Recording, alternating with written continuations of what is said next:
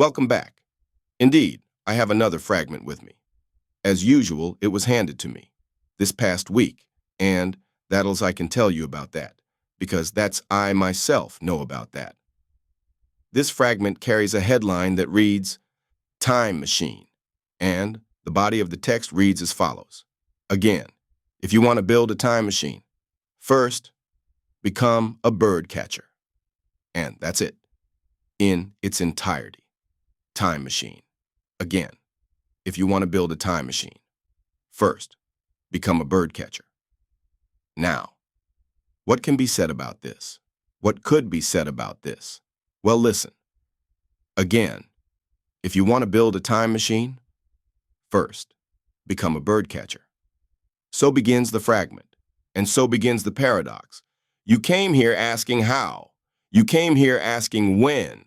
You came here, some of you, asking where the wires go and what the fuel source is and whether it's safe to return once you've left.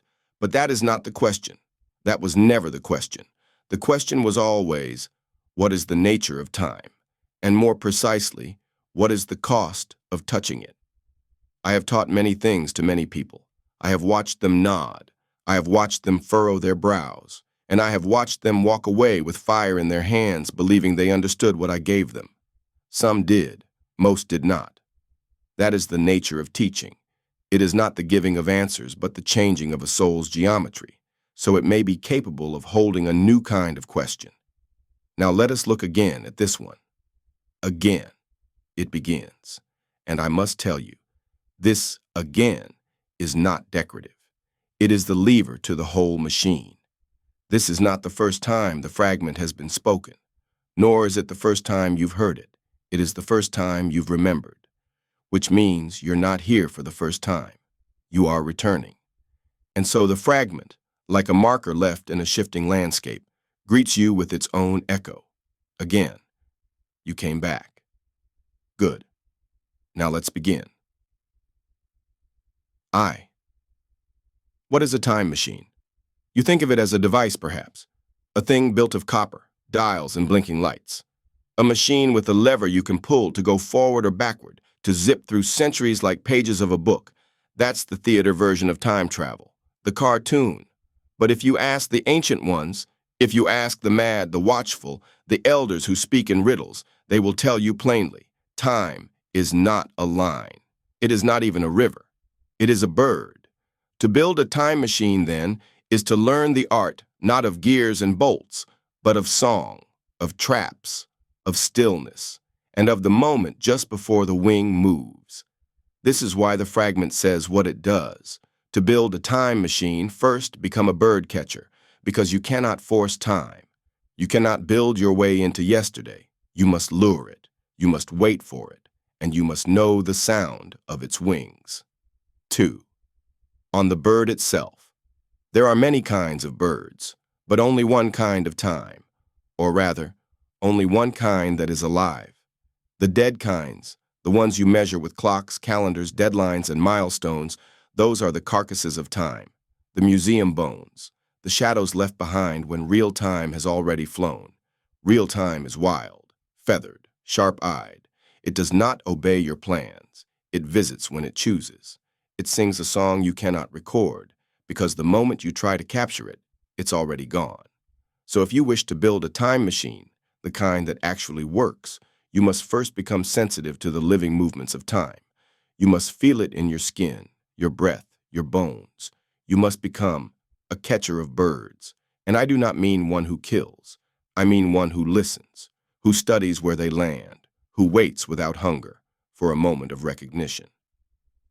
Third, the first trap, stillness.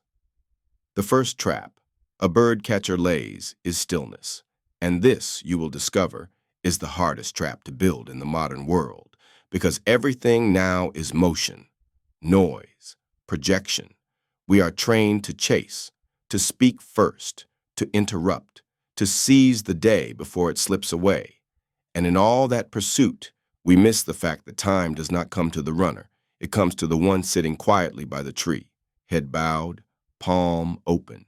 Have you ever noticed? Some of your clearest moments, the ones you call timeless, come not when you are striving, but when you are being, when the sun cuts across the window at just the right angle, and you feel the whole room tilt toward the eternal. That is the wingtip of the bird brushing your shoulder. That is the moment when time, not the schedule, but the real thing, visits you. And it will only visit if it finds you still. To catch a bird, you must stop being one. Fourth, the second trap. Knowing its name. There is a story, older than this land, older than this voice, of a man who wandered into a forest and could never find his way out. He built fires, he left markers, he tried every path. But each road turned in on itself, and he returned again and again to the same tree, the same stone, the same question, until one day he stopped trying, and in that moment a raven landed before him. He did not flinch, he did not speak, he simply looked, and in return, the bird spoke its name. You see, in the old magic, to know the name of a thing is to gain a power over it. But this is not dominance. This is recognition, relationship, belonging. The man came to know the bird, and in knowing the bird, he came to know the pattern of the forest. And in knowing the pattern, he walked, not forward, but home. Time, like the raven, must tell you its name. You do not seize it. You do not bend it to your will. You wait for it to speak, and when it does, you listen with your whole life. V. Why bird catchers are rare. Most people cannot bear stillness. Most cannot wait in silence long enough to recognize the arrival of the real. Most cannot tell the difference between the clock and the bird. So they build machines that do not work. They try to time travel by reliving the past, by recreating old wounds, by scrolling through archives and photo albums and regrets. But they do not catch time. They catch only memory. And memory is not the bird. It is the echo of the song after the bird is gone. Real time, true time, sings only once. And if you are not present, it will not sing again. This is why a real bird catcher carries no camera. Only patience, only breath, only the scent of cedar and old rain. 6. What happens when you catch it? Some of you still want to know, what happens if you succeed? If you sit long enough? If you learn the feathers, the glint in the eye? What happens if you build the perfect trap? I will tell you. If you catch it, you will not own it. You will not control it. But you will be changed. It will perch on your shoulder. For a moment, maybe two. And in that moment, you will see everything. Past, present, future, collapse into a single golden ring. And you will know, in your bones, what the mystics have always whispered, that time is not something you travel through. Time is something that visits you, and the machine you build is not made of metal. It is made of you. 7th, again. We return to the first word, again, because here's the part I didn't tell you. Once you've caught time once, it leaves a scent on you. And the bird may return, not on command, not on cue, but because you are marked, because you've proven yourself to be a safe landing. And so, like all great magic, the cycle begins. You wait, you listen, you build, you forget, you remember, you speak the fragment, and it speaks back. Again, if you want to build a time machine, first, become a bird catcher. 8th, a word to the builders. To those among you who still want blueprints, let me offer this. Learn the art of noticing what no one else sees. Practice silence, not as absence, but as invitation. Read the wind, not the headlines. Tend your spirit as a perch. Do not chase. Let the thing come to you.